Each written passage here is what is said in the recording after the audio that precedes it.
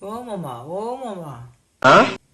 এই ভাৰতৰ প্ৰধানমন্ত্ৰীৰ নামটো কি আছিলে মই পাহৰি গৈছো নহয় কৈ দিয়কচোন মামা কি আছিলে প্ৰধানমন্ত্ৰী অমিত শ্বাহ নহয় নেকি মামা কিবা কনফিউজ লাগিছে তেনেহলে ভাৰতৰ গৃহমন্ত্ৰী কোননো আৰু আমাৰ আদৰৰ গৃহমন্ত্ৰী নৰেন্দ্ৰ মোদী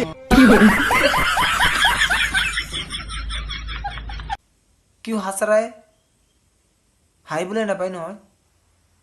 কিবা এটা কৈছে ভুল হৈ গৈছে ন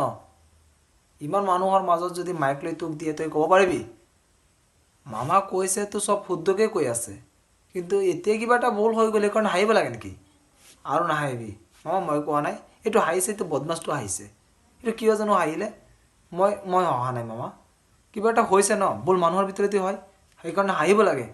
আৰু নাহাঁহিবি